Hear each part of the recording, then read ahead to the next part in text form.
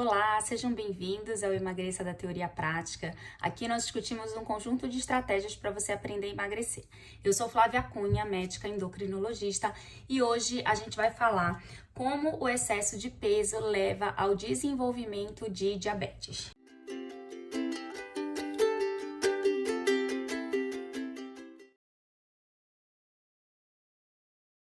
Então, primeira coisa, vamos definir diabetes. O que é diabetes?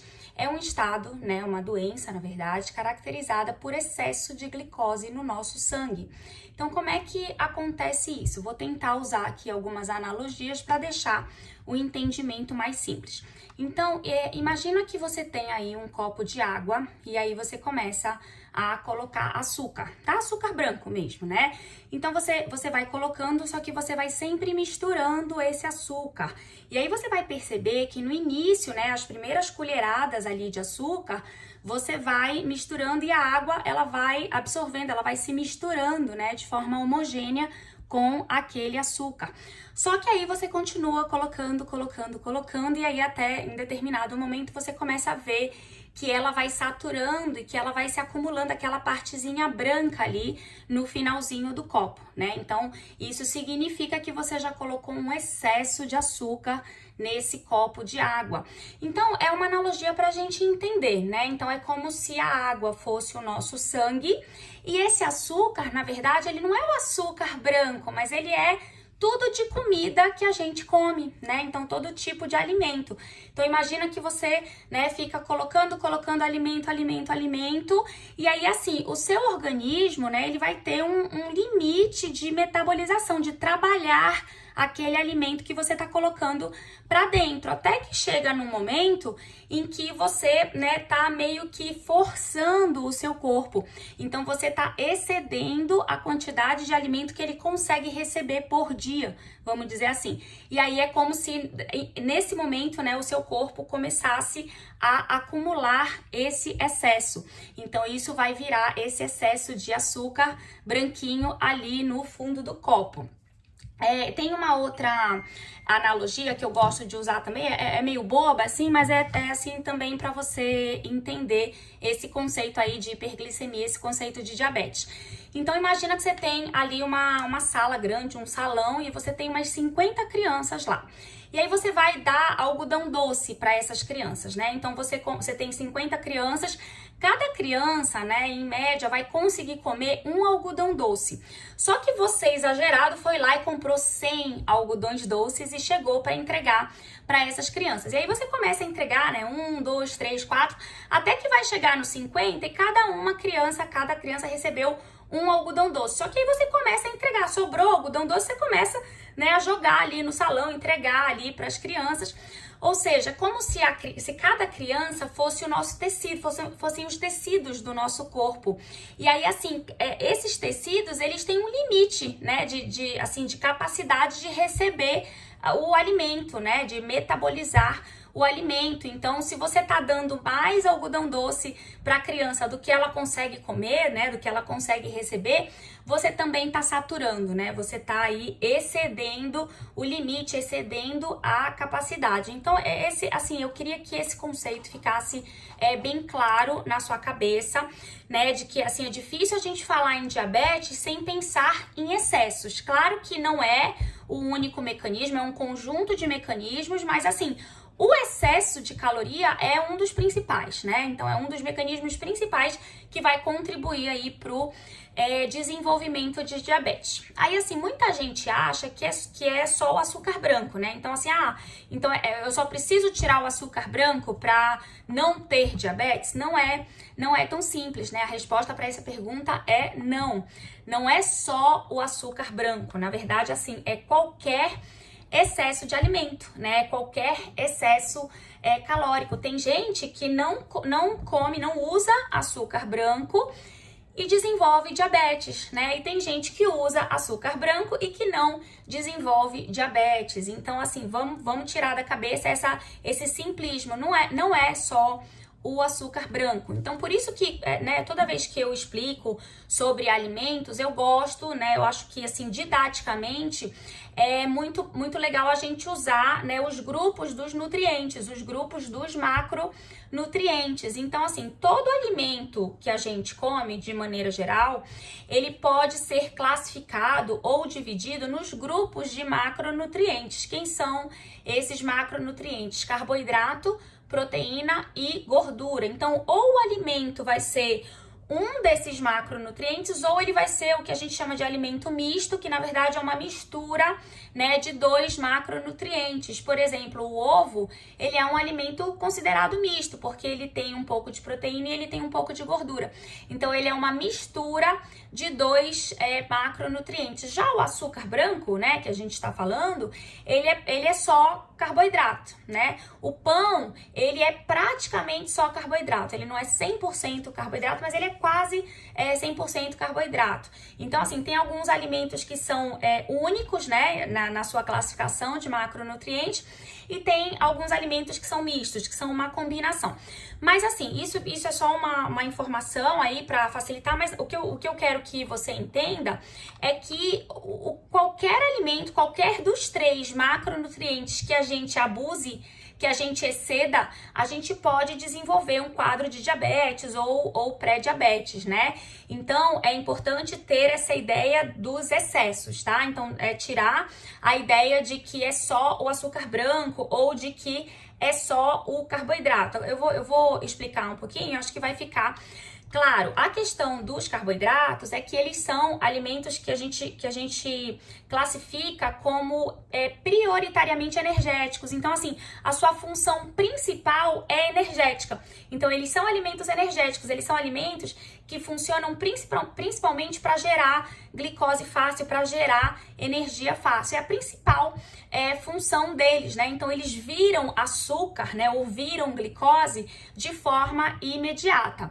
Já as proteínas, a função principal delas é construir tecidos, né? Então, em especial, construir músculos, né? São importantes na construção de cabelo, de unha. Inclusive, né? Assim, conheço várias pessoas que chegam, né? Assim, usam várias vitaminas, várias coisas para o cabelo, para a unha, reclamam que não, né? O cabelo não cresce, o cabelo não fica forte, mas elas não fazem o básico, que é se alimentar com o mínimo de proteína necessário por dia. Então, é importante, né, ter essa ideia de que a função principal da proteína é construtora, ela é um alimento construtor. E a gordura, ela também constitui alguns tecidos importantes do nosso corpo, parte das células, parte do sistema nervoso central. Então, ela é utilizada também para a produção de alguns hormônios muito importantes no nosso organismo.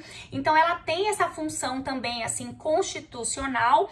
Mas o que eu quero que você entenda é, tanto proteína quanto gordura, em situações especiais, podem ser utilizadas para produzir energia, né? Então, ela não é a sua função principal, a produção de energia. Então, a função principal de produção de energia é do carboidrato, mas na ausência do carboidrato, da glicose, a gordura e a proteína, elas têm o que a gente chama de função energética secundária. Então, elas podem ser deslocadas, vamos dizer assim, para produzir energia. Eu explico melhor esse mecanismo num vídeo em que eu falo sobre cetose e emagrecimento. Então, se você quiser entender um pouquinho melhor, assiste esse vídeo lá. Mas assim, eu tô explicando tudo isso para você entender que, excedendo em qualquer dos macronutrientes, você pode desenvolver diabetes, tá? Então, o primeiro conceito é esse, né? O excesso de qualquer um dos 3 grupos vai sobrecarregar o organismo. Me dá um exemplo, Flávia. Então, vamos lá.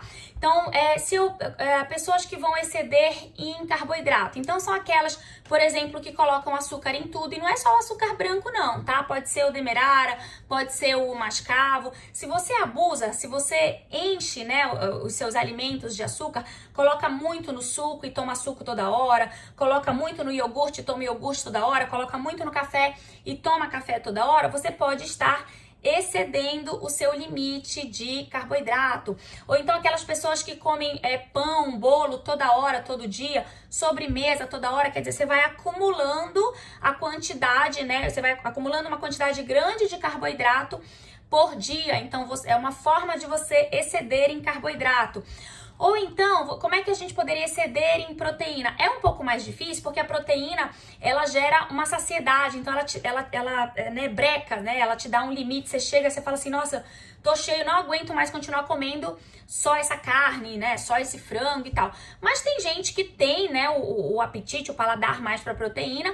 E sabe quando você vai assim na churrascaria, que aí você faz a farra lá na churrascaria, come pra caramba e fica, né, cheio, empachado, às vezes fica a tarde inteira, até a noite sem fome? Tem gente que tem o hábito de fazer isso todo dia, não necessariamente ir na churrascaria, mas comer como da mesma forma com que a gente come numa churrascaria. Tem gente que faz isso com frequência, né? Então isso é uma forma de você abusar de proteína. E apesar dos vários benefícios que eu sempre falo aqui da proteína, mas assim, o excesso também vai virar glicose, né? Também vai estimular a insulina, a gente vai já falar dos mecanismos hormonais envolvidos, mas assim, ele também vai exceder e também pode ajudar no desenvolvimento de uma doença como diabetes, tá?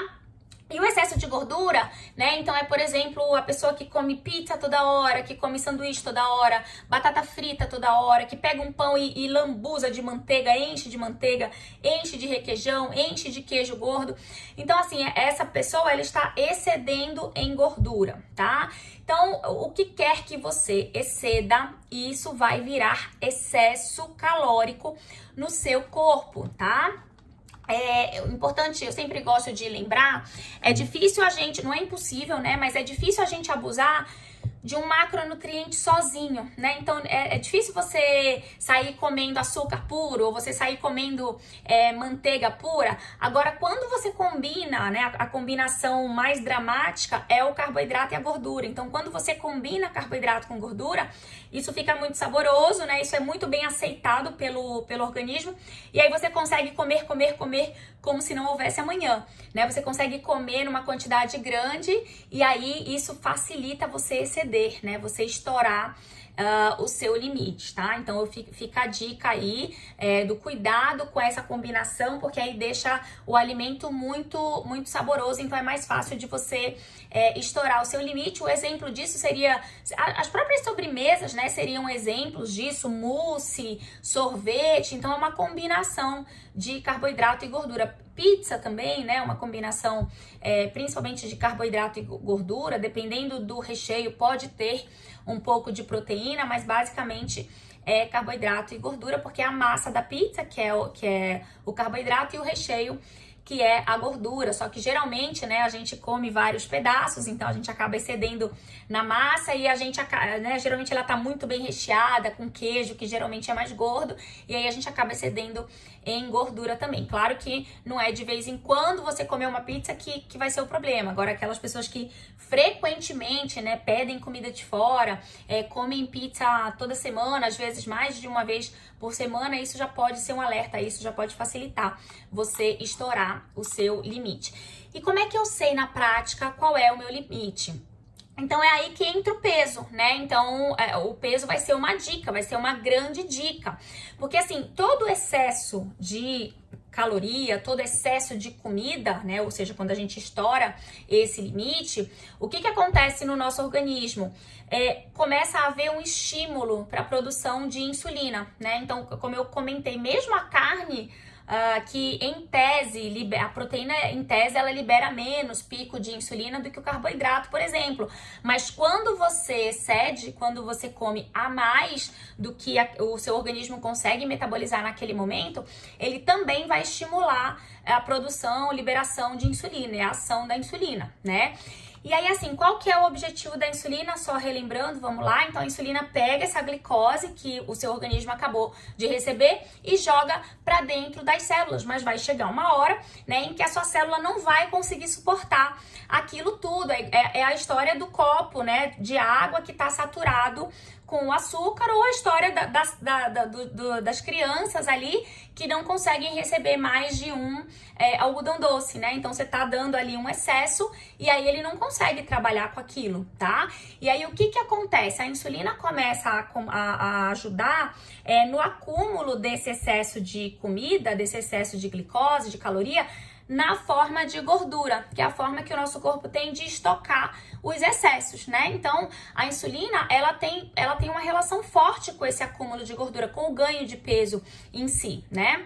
Além de acumular gordura, a insulina tem uma ação também de retenção de água, retenção de sódio, né, pelos nossos rins, e aí dá aquele aspecto inchado. Então eu recebo muitas pacientes, né, com excesso de peso, com sobrepeso ou obesidade, que reclamam também que estão inchando fácil. Isso nada mais é do que um reflexo, provavelmente, dessa hiperinsulinemia, que está sendo provocada pelos excessos calóricos. E muita gente vem na esperança, né, querendo que se prescreva um diurético, furosemida, hidroclorotiazida. Olha, isso não vai resolver, né? Você precisa resolver a raiz do problema. Você precisa diminuir o excesso calórico para parar de estimular tanto essa insulina, para você parar de fazer essa retenção de água e sódio, que é o que dá, né, o aspecto de inchaço, certo? Então é importante também ter esse entendimento, esse conceito aí na cabeça. Muito bem, e aí, né, nesse estado em que a pessoa começa a engordar, começa a inchar, começa a acumular ali gordura, né, geralmente em regiões específicas do corpo, e a insulina só subindo, tentando suplantar essa dificuldade, o que que acontece? Essa pessoa, ela entra num estado de resistência insulínica, né? Então a insulina começa a aumentar, mas chega um momento em que ela tem dificuldade de agir no tecido, e aí ela não consegue mais fazer a função principal dela, que é jogar essa glicose para dentro dos tecidos. Então, o paciente, né, a pessoa entra num estado de resistência insulínica. Isso aí, na verdade, é o passo anterior para o pré-diabetes e para o diabetes, né? Para que, né, o indivíduo, a pessoa abra um quadro clínico de diabetes, tá? Muito bem, então assim, resumindo aqui, queria deixar um conceito importante. Na prática, a gente deve entender que o ganho de peso depende, claro que eu tô sendo, né, tô simplificando aqui, mas acho que é importante ter esse conceito. O ganho de peso, ele depende de dois fatores básicos. O primeiro é o excesso calórico, né, as calorias em excesso, e o segundo é a ação hormonal disparada por essas calorias em excesso, que é justamente esse mecanismo hormonal que eu tô explicando, tá? Então, se a gente tivesse só as calorias em excesso, mas a gente não tivesse essa ação hormonal acontecendo, talvez a gente não conseguisse acumular isso na forma de gordura, tá? Então, pra gente engordar, pra gente ganhar peso e acumular gordura, a gente precisa desses dois fatores, tá? O mecanismo hormonal, ele vai acontecer em resposta ao nosso comportamento, né? Então, o que a gente pode fazer? O que tá nas nossas mãos? A gente consegue mexer nos nossos hormônios? Assim, de forma direta, não.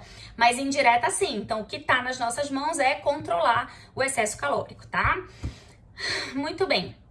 Então, né, já expliquei, a resistência insulínica, ela pode evoluir para um estado de pré-diabetes, depois isso pode evoluir para um estado de diabetes. Por isso que a gente diz que o sobrepeso ou a obesidade são os principais fatores de risco, são fatores de risco muito importantes para o desenvolvimento do diabetes, tá? Porque, na verdade, eles representam um excesso calórico que estimulou esse mecanismo hormonal e que aí levou, finalmente, ao ganho de peso.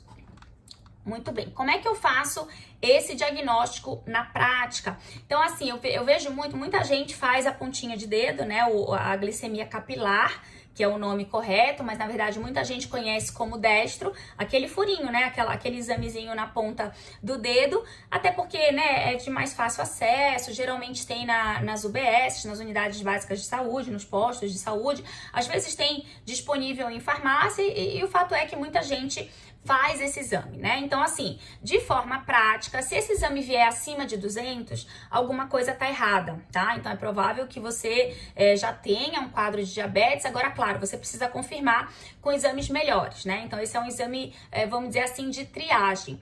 Se esse valor der acima de 140, mais abaixo de 200, é um alerta, né? Então, já existe aí um risco para diabetes, você também precisa confirmar num exame melhor. Se esse valor der abaixo de 140, provavelmente tá tudo normal, mas assim, tá tudo normal dentro, né, do que a gente usa para diagnosticar diabetes. Agora, claro, vou falar isso lá na frente. Se você, mesmo dando normal, mas você sabe que você tá com sobrepeso, você sabe que você tá com obesidade, então não tá nada normal, né? Porque assim, neste momento você não tá diabético, mas de repente amanhã você pode estar, tá? Porque você mantém o fator de risco para o desenvolvimento do diabetes. Então, assim, qual que é o melhor exame? O exame que geralmente a gente usa, né, é a glicemia de jejum. Geralmente é o primeiro exame que a gente usa, o melhor exame para a gente diagnosticar o diabetes. Então, é aquela glicemia que você colhe, geralmente aqui na veia do braço, e o paciente, a pessoa tem que estar em jejum de pelo menos 8 horas. O que que é isso? Se ele vai colher o exame 8 da manhã, a última refeição dele tem que ser até no máximo meia-noite, ou seja, ele precisa estar 8 horas sem se alimentar para a gente poder confiar nesse exame, tá? Então, respeitar esse jejum é muito importante para que a gente possa confiar nesse exame. O limite de normalidade é 99, né? Então, se você fez essa glicemia, fez o exame, fez o jejum direitinho, colheu o exame direitinho aqui, por exemplo, na veia do braço, e a sua glicemia veio abaixo de 99, isso é considerado normal. Se a sua glicemia veio acima de 126, na verdade maior ou igual a 126, provavelmente você já tem diabetes, e o ideal é que você repita, né? Que você faça mais uma dosagem para confirmar que isso se mantém acima de 126, maior ou igual a 126. E aí, se você vem entre 100 e 125, ou seja, 100 já não tá completamente normal, né? Mas não tá ainda na faixa diabética. E 125 é o limite para a faixa diabética. Então, se você vem nesse parâmetro de 100 a 125, você é considerado um paciente pré-diabético.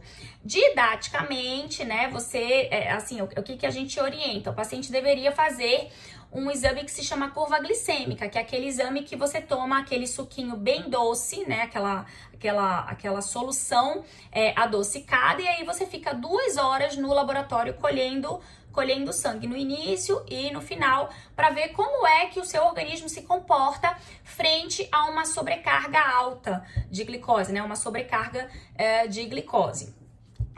Na prática, se você é um paciente jovem e você tem, por exemplo, obesidade, você já pode ser tratado, né? Então, nem todo mundo vai para esse segundo passo, que seria a curva glicêmica, a realização da curva glicêmica. Então, você já pode ser tratado, inclusive, com medicamento, né? Dependendo do caso, obviamente, o seu médico vai avaliar.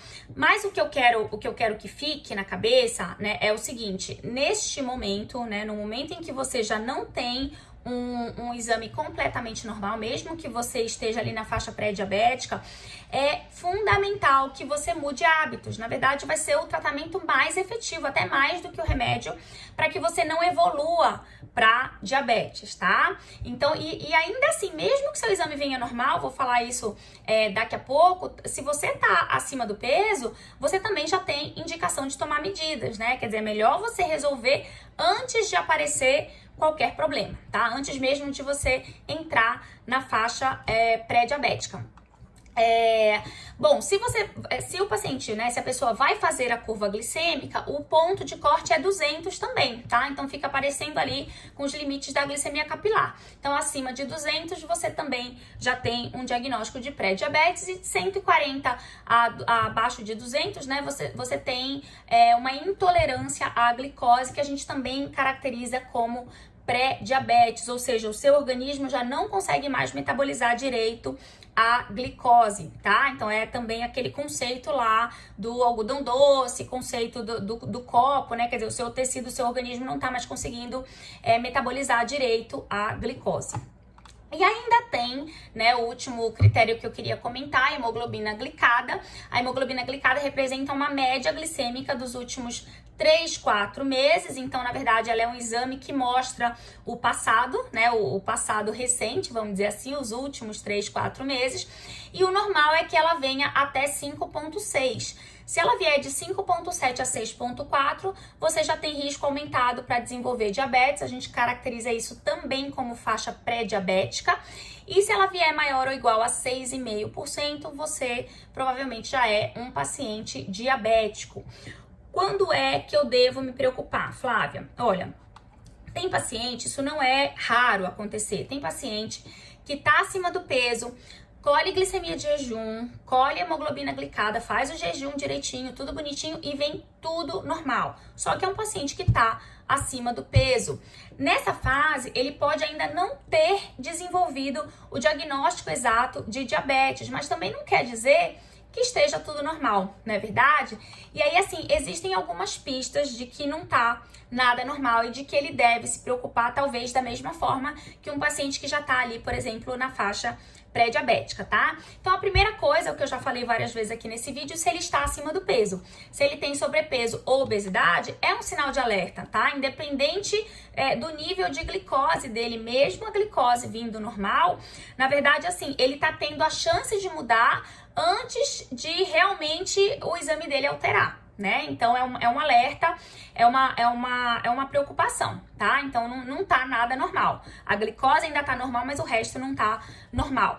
Se ele tem insulina elevada, então, olha só, às vezes a gente pode dosar a insulina junto com a glicemia, junto com a hemoglobina glicada, e essa insulina dosada em jejum, muitas vezes ela já está alta, mostrando que o paciente já está ali naquela fase de resistência insulínica.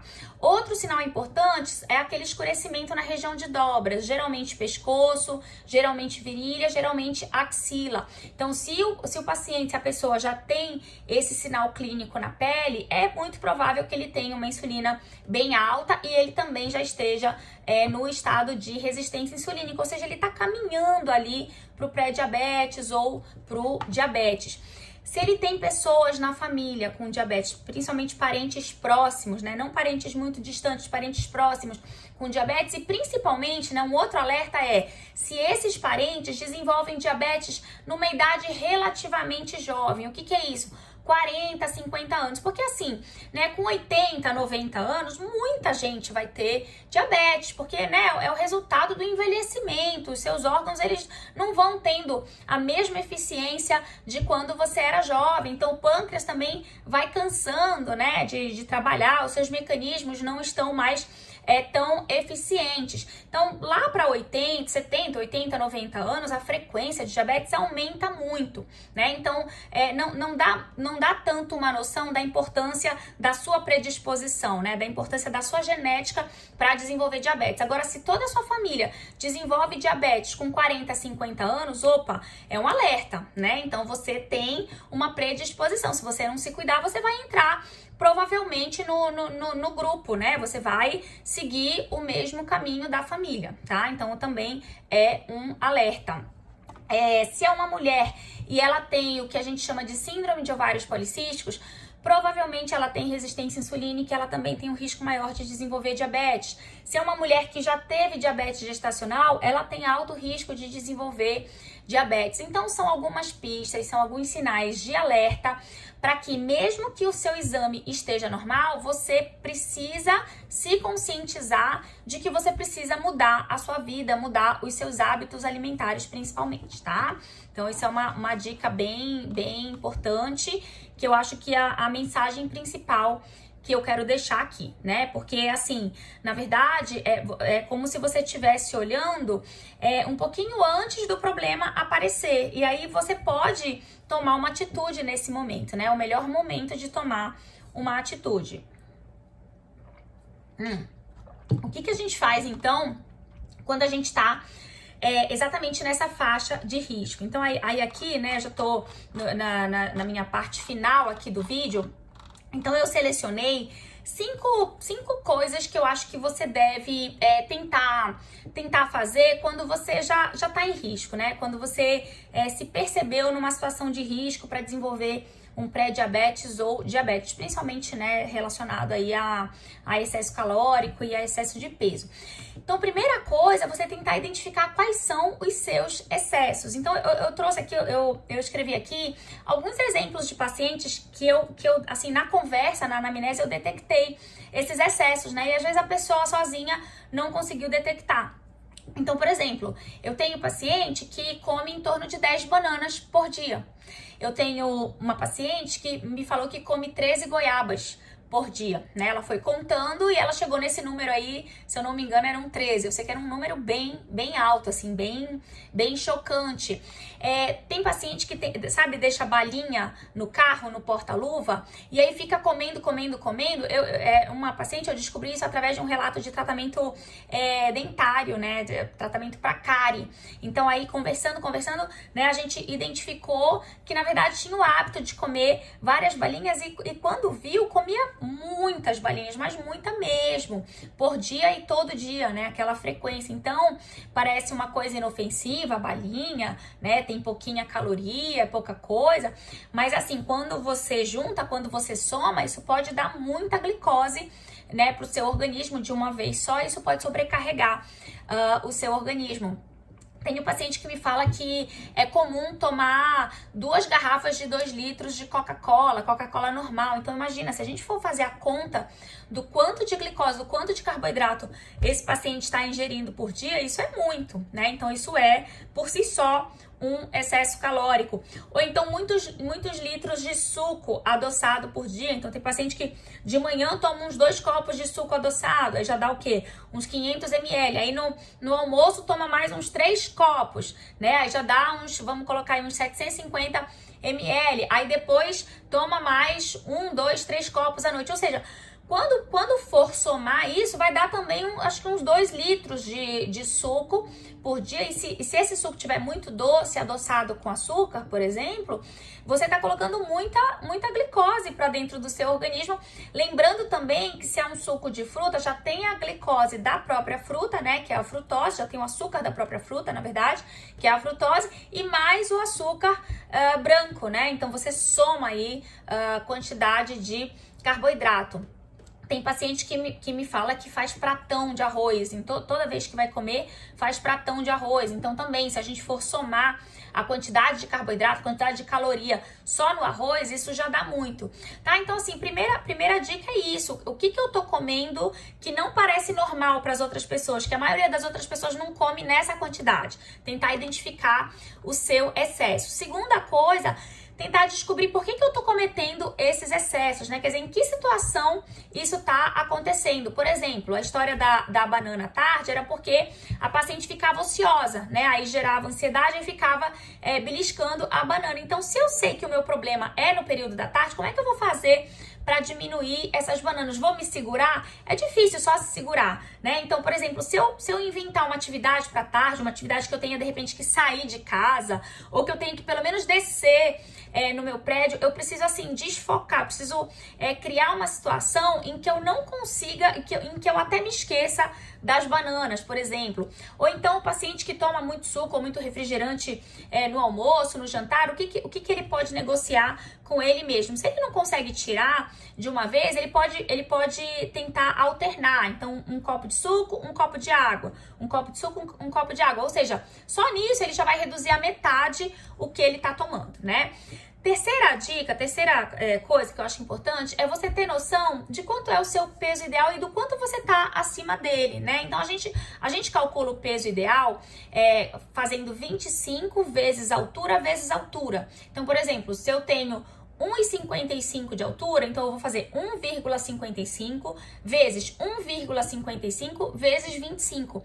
E o resultado disso vai ser o meu peso ideal. Para homens, pode fazer vezes 27, ao invés de 25.